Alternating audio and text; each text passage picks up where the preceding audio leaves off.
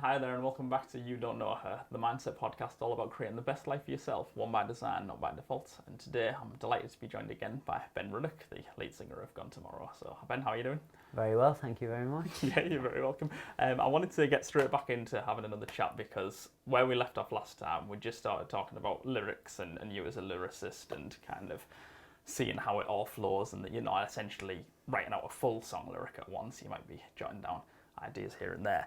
I did want to make you aware another Billie Eilish thing was that her brother Phineas brought her the entire production for Bad Guy, the music, and then they were listening to it together, and she went, "Oh, this could be that Bad Guy thing we wrote. This could be that," and then she was going, yeah, "Bad Guy," da, da, da, and she was doing it like that, and it was just from the lyrics that they'd written, and then they worked through it together. So my question to you is that if you've got a big maybe songbook or notes on your phone or whatever it is of loads of lyrics, do you kind of piece lyrics together and go, this might go with this, or do you get a piece of music and go, oh, that could go here, or how does it work for you that way? That's interesting. I do relate a bit to that Billie Eilish thing, but yeah, the lyrics. I'm always just writing down little bits and bobs. Like I was on my way on the train today, sat with some music on, and I'd just be jotting down the odd thing I saw, or like that's an interesting turn of phrase, or that's the way I'm feeling about that, or if I get an interesting metaphor, and I'll kind of run with it a bit, and not necessarily like this needs to. If you think this needs to be mint, you've lost. You've absolutely. It shouldn't be.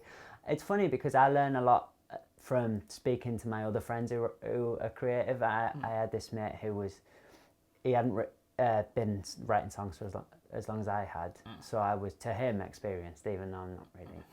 And he was like, "I've got writer's block. I can't write anything." And speaking to him about that made me learn a lot of things that are like positive habits, and because he was just critiquing everything as he wrote, just going, "Not good enough, not good enough, not good enough." Yeah. And I feel like I write lyrics. It can't be for anything, it can't be for anyone else. It's just, he had like an ego handbrake on at all times, which was like a self-check of, is this my best work? It doesn't matter. And I'll just have fun, play with words and rhyme and explore interesting, like, oh, that's an interesting metaphor. And I'll write, it's something really powerful. It's just writing, like, right as I'm about to go to sleep, all the lights off, just into my phone or even on a notebook, and I can't even see it.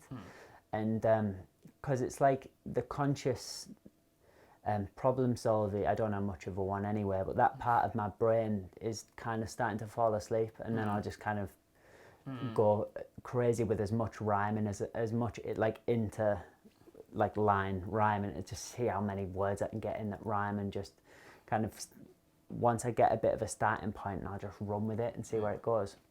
Sometimes you wake up the next morning and a lot of them I'll never even go back to because it's not for anything. Yeah. But every now and again I'll go, oh, that's cool. I like that turn of phrase. I like that. And then every now and again you go, where on earth does that come from? Because only when I feel like I'm completely and utterly free from any kind of judgment from myself on what I'm writing, you get something which you didn't think you could ever get. Like that's better than me. Why is that better than anything I've ever written before? And that's happened. That's a really nice thing when you get that. It's like, oh wow, okay, I'm better than I thought I was. But they're always rumbling on, and then when I do feel creatively, like musically inspired, I'll probably make a bit of an instrumental or something, or like I really want to write something at this tempo, or like the rhythm a bit like this, or kind of might fit here in a set, like, oh, we need a bouncy one, or we need a fast one, or we need a groovy one, and then I'll kind of be messing around. Sometimes on my phone, like GarageBand is underrated. On the go, like, oh, let's just like get a beat and like a bass line going. I write a lot, like, it's funny because we're like a guitar band, but everything's written more around like beats and loops. So I feel like that's why we don't sound like the Cortinas or somebody. People like we did when we were kids. We don't really sound like that, like indie, because I'm writing a lot on my phone and like spontaneously, and like beats and loops and bass lines and 808s, all the rest of it. And then when I get something that I think is cool, I'll just kind of have a little scroll through the things that I've put boxes around in my journal, or like in my notes section, and be like, is any of this feeling like it matches, like that Billie Eilish thing you said, and like kind of hum some stuff and see if anything fits in. And sometimes it is like, oh, is this bad guy thing we wrote? It's like, oh well, I wrote that thing the other night at like 3:30. This is actually, it feels like that. Da, da, da. And it's like, oh, it really fits. And once I've got a bit of an in, you can kind of, once you've got a storyline, it's all right. Like you're aware then. You've got a starting point. And so it's kind of Frankenstein lyric writing, I suppose. I'd say it's like patchwork quilt of ideas, which can be cool, because you can get unexpectedly like some shocking results, Yeah, it's all sounds, isn't it? It's all like, you say you might have an 808 or a drum, even a drum pedal or something, and that'll trigger something and go, oh, hang on, and then your brain's formulating where this can go and everything like that. I mean, you mentioned GarageBand. My favourite example of that was Rihanna's song Umbrella was originally a drum track, an original sample from GarageBand. It was just a pre-made track. And then they built everything from that. They just built the entire song around that and all the melody, the top line over it and everything like that. And it just shows you what's possible on these systems. It's a free-to-use system. Anyone could have done that. Like, absolutely. It's just about putting the ideas together. So is that kind of, do you listen out for, because I know some artists, I think even like Vampire Weekend, they take sounds that they might hear, anything in the normal life and go, that's a cool sound, and then that sound they'll try and bring that into the music as well. Are you sound inspired as well? Does that do anything for you? I'd say so, and and like soundscape, like there's like a certain, you get your kind of palette.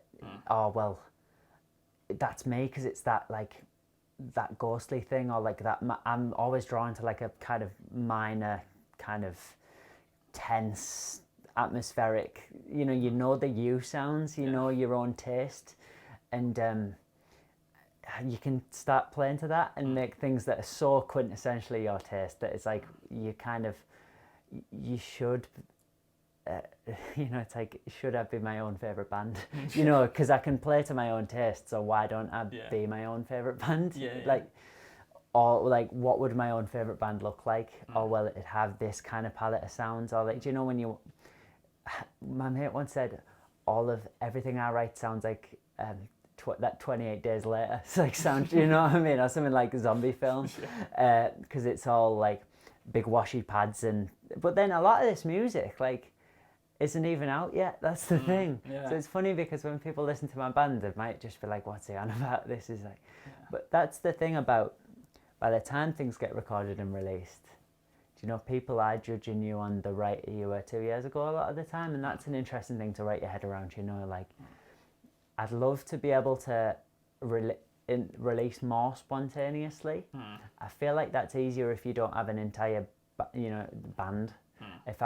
If you're a solo artist or a really good producer, you can just bang things out at like releasable quality. But it's difficult because it's financially tricky as well to like record your full band. But it must be cool to just, I like this song, should we put it out in a fortnight? Whereas everything that's out for us that's 18-year-old me. A little bit, I like it, but it's old, It's still developing.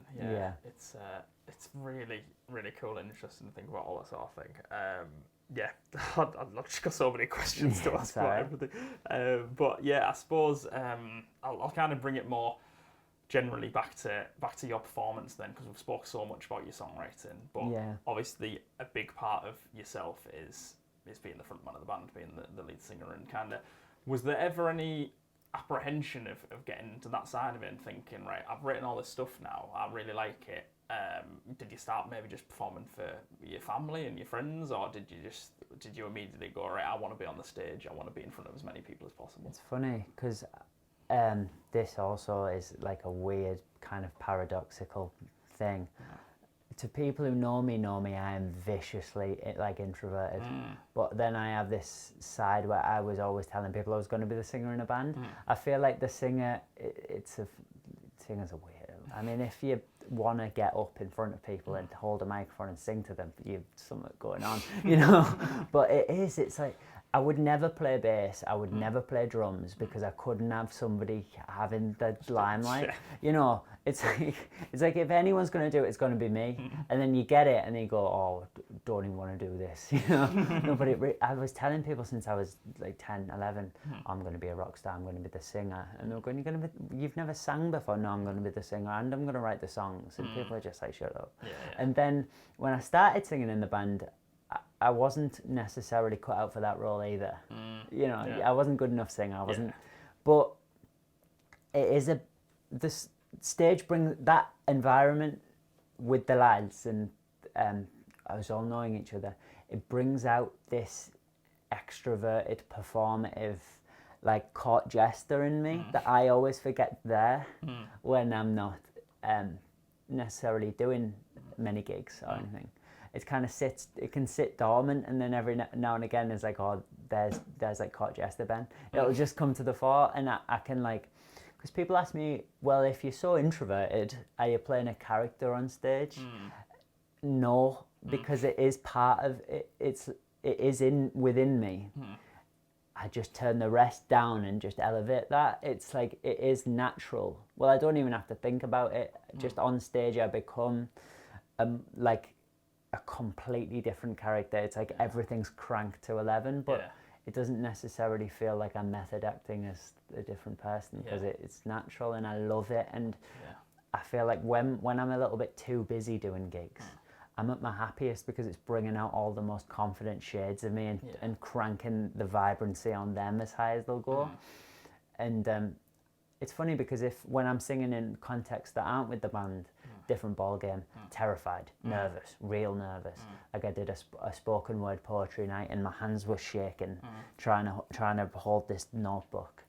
Like even at university, doing on my music course, doing performances there with other ensembles, like trying to pretend I'm with the like bring that out is difficult if the environment's not quite right. But I think it's in that I'm with the band and I'm confident in the songs and I'm confident in their ability. They're great musicians. So therefore I can be that court jester kind of frontman. Because it's like glorified karaoke. I know that they're on it, and it's gonna sound great from the bass and drums and everything, and it gets me up for it. You know, does that make sense? 100%, and it's something I've seen a lot with people, music and otherwise, that have, you know, these personas, or sometimes, you know, like you say, it's all the same person, but you're kind of elevating parts of your personality. And it might be, for you, it might be the fact that, you know, you're not going to please everyone. If you're in a room full of people, you know, loads of people will love it, but there'll be some people that might not. And if it's you, it might be like thinking, oh, okay, this person doesn't like Ben. That's that. If it was just you. Whereas here, it's like, oh, well, this person doesn't like Gone Tomorrow. That's fine. Like, you know, they're allowed to not like the band. That's fine. I'm not the band or whatever. You know, when it's you, it's a lot more personal, isn't it? It's like, that's such a good point. If I was. If I was sat on stage with a spotlight and an acoustic guitar and people didn't like it, I'd feel wounded. But if I'm bouncing around, like, doing all kinds of bizarre stuff and people don't like that, it doesn't cut quite as deep. And and that's been, that kind of real performative peacock thing has been there since I didn't deserve that level of confidence. I didn't earn my stripes, but I imagine my stripes, and like I feel like that's quite. It can really work in your favour, and it'll rub a lot of people up the wrong way. It'll rub you up the wrong way in retrospect. You know what I mean? You'll go, "What on earth was I doing? Why did I think that kind of confidence was warranted?" It's like going up and bashing two chords. No, but we were always decent because we formed in COVID, so we'd been rehearsing for 2.5 years. So we came out quite not fully formed, but we knew what we were doing enough that it wasn't. I'm not embarrassed of any of our gigs. You know? The thing is, age doesn't make a difference, and the fact like you say, you've put in the hard work. You've been with the guitar since 10, and you know all this. I was hearing the story of the formation of Arctic Monkeys, you know, and they were all around 13, 14 when they all decided, let's give this a go. And by the time they were 17, they were releasing Bet You're Looking on the Dance Floor and all sorts of stuff. And it was a funny story actually. My friend went to go and see Maximo Park down in Manchester, I think, and their support act was Arctic Monkeys, that no one knew at the time. It was an unknown band from Sheffield. And then by the time the gig rolled round, Arctic Monkeys had this #1 hit with, you know, the Dance Floor, and the people were coming just to see Arctic Monkeys now. So people were turning up, and the camera there. My friend got interviewed, and the camera was on him going, what are you looking forward to seeing from Arctic Monkeys? She's like, well, I'm not really. I'm here for Maximo. It's funny that. and then she said she was in this place, and she's there, and she said the place was packed, and as soon as Arctic Monkeys left, loads of people left as well. So Maximo Park came out, and it wasn't as busy as before. Yeah. And I was just reflecting and thinking, the closest I've come to that was probably seeing you at North East Boy Music Bar, when it was piled in with all these 16, 17-year-olds, and then some of them coming out. It's like some poor blokes would be playing, and they'd be from Huddersfield or somewhere, and they travelled up in their van, like, oh, dead happy to come play in your town. And they'd all get on, and they'd be like, oh, you brought a good crowd in tonight, lads. And we get on, and it'd be like 140 kids fighting and throwing vodka and coke all over the place. And then we'd finish, and everyone would go outside, and then they'd come on, they'd just be us stood there in a row, and they'd be like, Stockton, thank you. And I'd be outside, like, come in, everyone. And everyone would be like in the takeaway and like getting taxis. But then we've had that to us as well. You know, I feel like it's a natural progression. We've been on the receiving end of a couple of those. I feel like everyone has, where the support band's the one with all the fans. So in retrospect, you can laugh, but it's difficult at the time to like. And we did it to somebody in Manchester. Okay. And that was, I didn't realise we had that was a year ago. We played at quite a historic venue called Night and Day Cafe, and it's right on Oldham Street in the centre of Manchester. And we rocked up for our sound check, and 3 of the members of the band Blossoms were just sat at the bar. Oh, wow. And some are like the biggest faces in UK, like guitar music. So I was like, wow, okay, so it's true that this is where everyone revolves around. So they watched us sound check, and that was bizarre and stuff. And I was speaking to them a bit, and then loads of people were milling around before we went on. And I was like, oh, this is cool. This headline band must have quite a good following.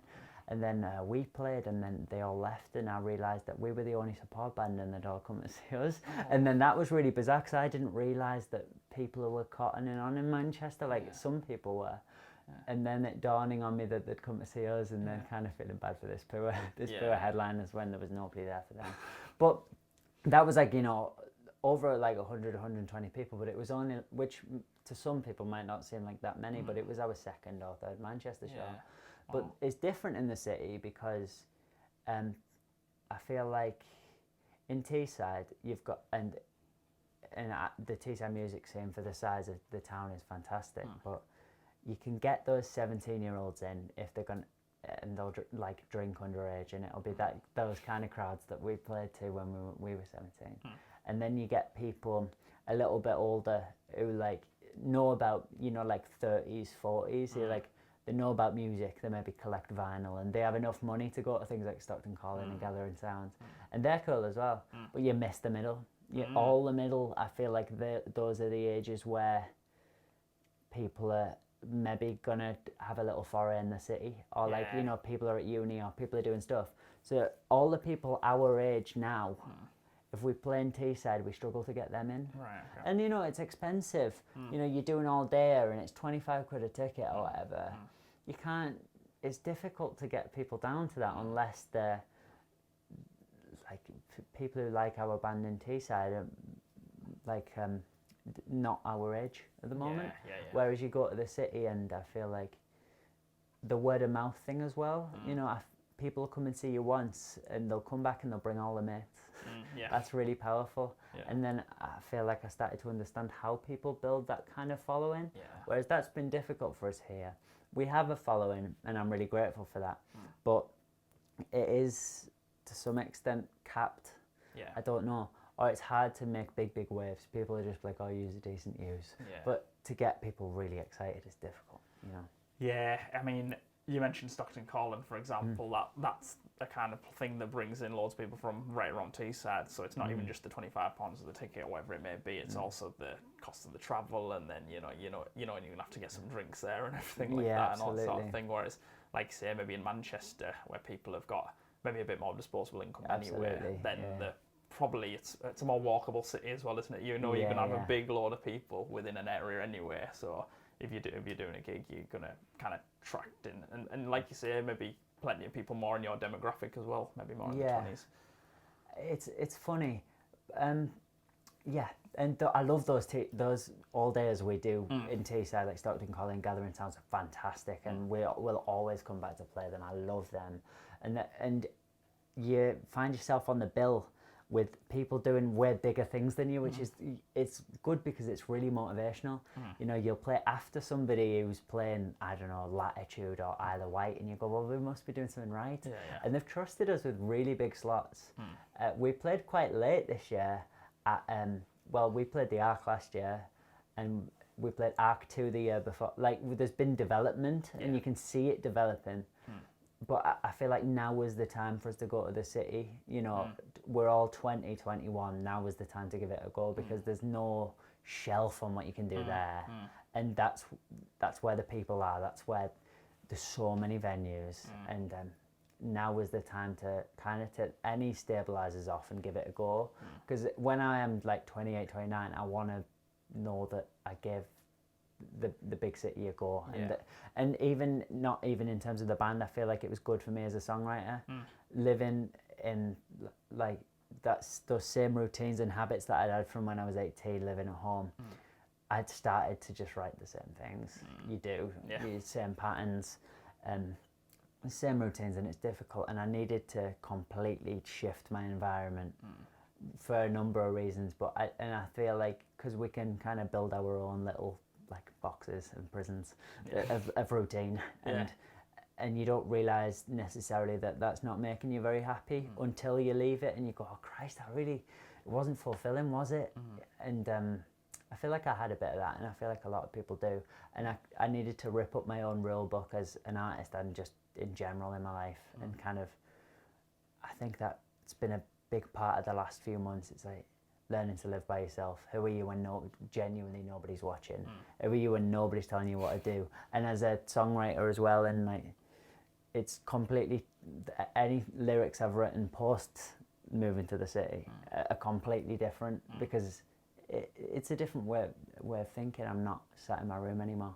I'm sat in my room a long way away, a long way away from home, and it's interesting what that'll do to you as and it'll come out in your writing, and I'm interested in analysing that like retrospectively and going, that's like City Ben, you know, if that makes sense. That's so interesting, but I can't believe we're there again. It's another soon flies.